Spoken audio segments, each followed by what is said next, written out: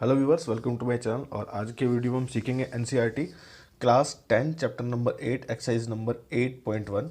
Question number first है, in triangle A B C right angled at B, A B is 24 centimeter, B C 7 centimeter. Determine करना है हमें। First part दे रखा है इसका sin A cos A, sin C cos C, ये हमें सेकंड पार्ट दिया हुआ है। तो इसको कैसे करेंगे क्वेश्चन को। तो गाइज मैं बता दूं आपको कि ये जो क्वेश्चन है इसका कोई भी फिगर हमें गिवन नहीं है, तो हम इसका फिगर हम खुद बनाएंगे। तो कर लेते हैं। देखिए, अब मैं अगर ट्रायंगल यहाँ बना देता हूँ, राइट एंगल ट्रायंगल है। राइट एंगल किस पे? बी पे। तो मैं इसे बी लूंगा और इसको ए ले लेता हूँ, इसको सी ले लेता हूँ। ठीक है, आप ए सी, इसको ए और इसको सी भी ले सकते हैं, इससे कोई फर्क नहीं पड़ता। ठीक है, आपका आंसर सेम ही आएगा। अब देखते हैं, उसने कहा जो ए बी है वो हमारा 24 है, तो ए बी हो जाएगा 24 और बी सी हो जाएगा 7 सेंटीमीटर। ठीक है, अब देखो मैं क्या देख रहा हूँ कि इसने पूछा साइन ए पूछा है। ठीक है, साइन ए और कॉस पूछा है। तो मैंने कल आपको एक फॉर्मूला बताया था, मैंने कल के वीडियो में आपको बताया था कि फॉर्मूला होता है ये। ठीक है, पंडित बद्री प्रसाद हर हर बोले। तो साइन में क्या होता है, मुझे पी और एच की जरूरत पड़ती है, मतलब परपेंडिकुलर और हाइपोटेन्यूज की जरूरत पड़ती है। और यहाँ पर मैं देख रहा हूँ कि मेरा हाइपोटेन्यूज नहीं है। लेकिन फिर मैंने एक बात बताई थी कि राइट एंगल ट्राइंगल में क्या लगती है, पाइथागोरस थ्योरम लगती है। ठीक है, तो मुझे मिल जाएगा आराम से, क्योंकि देखिए कि triangle A B C is right angle triangle. ठीक है, तो ये हो जाएगा ए सी का square is equal to A B का स्क्वायर प्लस बी सी का स्क्वायर। ठीक है, किससे?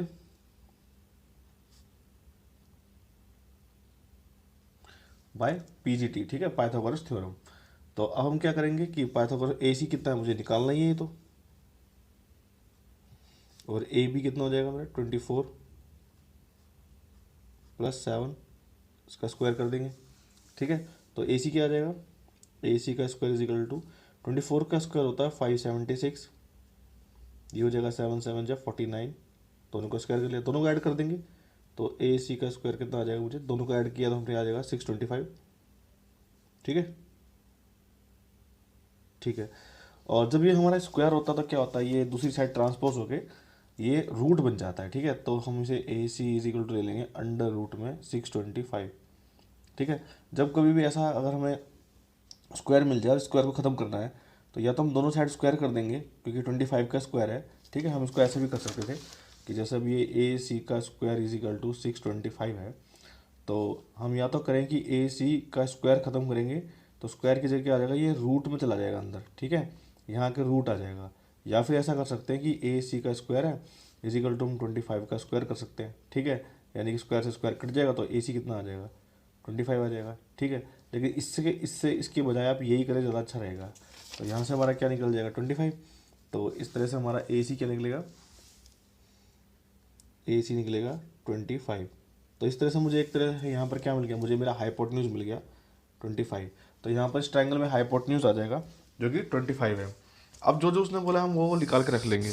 जैसे उसने बोला साइन ए। ठीक है, अब यहाँ पर हमें बहुत ध्यान रखना है इस बात का कि हम किस चीज़ को ले रहे हैं। फर्स्ट पार्ट कर रहे हैं हम सॉल्व, तो फर्स्ट पार्ट हम सॉल्व कर रहे हैं। साइन ए बोला है, साइन ए बोला है तो ए मतलब थीटा मेरा यहाँ हो जाएगा।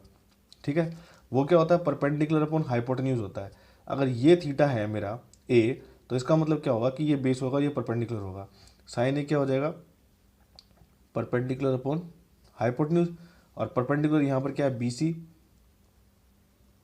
अपॉन ए सी। अब जो बी सी की वैल्यू कितनी है, 7 हमें गिवन थी, 7/25 आंसर आ जाएगा। और ए सी कितना था 25, ये हमारा आंसर हो गया। ठीक है, अब उसने बोला है कॉस ए निकालो। कॉस ए में क्या हो जाएगा, ये है ए, थीटा मेरा यहाँ है, तो बेस क्या होगा, यही होगा। ठीक है, क्योंकि थीटा के सामने वाला परपेंडिकुलर होता है हमेशा। तो ये कितना आ जाएगा, कॉस ए हो जाएगा मेरा बेस अपॉन हाइपोटेन्यूज। तो बेस क्या है मेरे पास, ए बी, और हाइपोटेन्यूज कितना है, ए सी। तो ये आ जाएगा 24/25। ठीक है, तो फर्स्ट पार्ट आपका कंप्लीट हो गया। करते हैं सेकंड पार्ट को। सेकंड पार्ट में देखिए, बिल्कुल आसान है, समझ में आ जाएगा आपको। साइन सी, साइन सी निकालना है। तो साइन सी के लिए क्या करना पड़ेगा मुझे, अब सी की बात हो रही है तो थीटा मेरा क्या आ जाएगा, यहाँ पर आ जाएगा, ये अब थीटा, तो ये थीटा है। तो अब साइन कैसे निकालेंगे हम, परपेंडिकुलर अपन हाइपोटेन्यूज, तो अब परपेंडिकुलर ये बन गया और हाइपोटेन्यूज ये बन गया, ठीक है। तो ये हो जाएगा साइन सी हो जाएगा मेरा परपेंडिकुलर अपॉन हाइपोटेन्यूज, लेकिन परपेंडिकुलर अब चेंज हो गया, तो ये हो जाएगा मेरा ए बी अपॉन ए सी, तो ये आ जाएगा 24/25, ठीक है। फिर पूछा उसने कॉस सी, कॉस सी क्या हो जाएगा, कॉस सी के लिए अंदर हम क्या करेंगे, फिर से देखेंगे कॉस सी का सीटा यहाँ पर है, तो जो मेरा बेस बनने वाला है वो ये है, तो ये क्या आ जाएगा, बी सी अपॉन में ए सी आ जाएगा, ठीक है। तो बेस अपॉन हाइपोटेन्यूज यानी कि बी सी अपॉन में ए सी, तो बी सी हो जाएगा मेरा 7 और ए सी हो जाएगा 25, आंसर, ठीक है। क्वेश्चन 1 आपका कंप्लीट हो गया। क्वेश्चन नंबर 2 देखते हैं, कह रहा है इन फिगर 8.13, ठीक है, बुक में बोला था उसने find 10p minus cot are, तो 10p माइनस कोट आर निकालना है। तो देखो मैं आपको बता दूं कि 10 और कोट की बात हो रही है, तो 10 हमारा होता है परपेंडिकुलर अपॉन में बेस, ठीक है। हाइपोटेन्यूज का यहाँ पर कोई इस्तेमाल नहीं होता, और कोट क्या होता है हमारा 10 का उल्टा, मतलब b/p हो जाता है, ठीक है ना। तो अगर मेरा 10 ये है, 10 होता है p/b, तो b, और तो कोट क्या हो जाएगा मेरा, कोट हो जाएगा मेरा b और p, मतलब ये ऊपर चला जाएगा ये नीचे आ जाएगा। तो इस दोनों ही कंडीशन में क्या है, 10 और कोट ही निकालना है मुझे, इसका माइनस करके दिखाना है, लेकिन हाइपोटेन्यूज का कोई जिक्र नहीं होता, लेकिन इसने हाइपोटेन्यूज दी है, परपेंडिकुलर दिया, बेस नहीं दिया हुआ। तो मुझे फिर से पाइथागोरस थ्योरम से क्या करना पड़ेगा, क्यू आर निकालना पड़ेगा। तो पाइथागोरस थ्योरम अप्लाई करते हैं और अपना क्यू आर निकाल लेते हैं, तो कर लेते हैं। Sorry, triangle P Q R है, triangle P Q R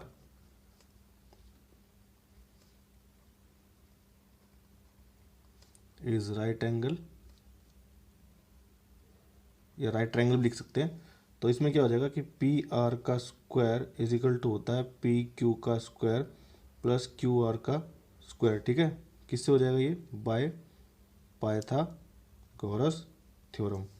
P R कितना हो जाएगा 13, तो 13 का स्क्वायर कर लेते हैं यहाँ पर, और पी क्यू कितना है, पी क्यू 12 है, 12 का स्क्वायर, क्यू आर मुझे निकालना है, तो क्यू आर का स्क्वायर कर लेंगे, ये आ जाएगा 169 is equal to 144 plus Q R का स्क्वायर।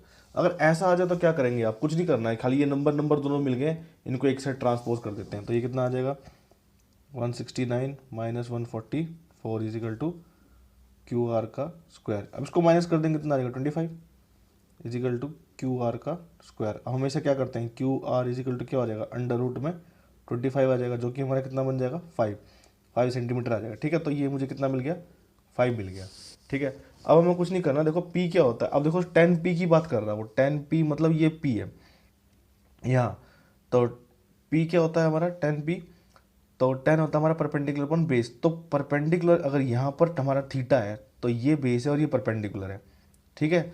तो हम यहाँ निकालेंगे 10p कितना हो जाएगा, अगर ये थीटा है 10p निकालने की बात चल रही है, ठीक है, 10p इसको निकालने की बात चल रही है, तो ये हमारा परपेंडिकुलर है और ये बेस है, तो परपेंडिकुलर अपॉन बेस, यानी कि इसके लिए क्या हो जाएगा, ये Q R upon P Q, जो कि कितना निकल जाएगा मेरा 5/12, ठीक है, इतना आ गया। अब यहाँ से निकाल लेते हैं कोट आर, ठीक है।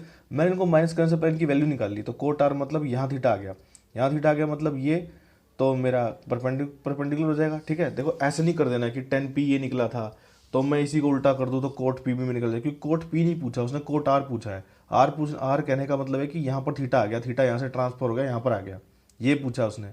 10 का उल्टा कोट जरूर होता है, लेकिन उसको कभी भी ऐसे हम रेसिप्रोकल करके नहीं निकाल सकते, क्योंकि थीटा चेंज हो जाएगा, यहाँ पर आर आ गया तो आर यहाँ पर आ जाएगा, ठीक है।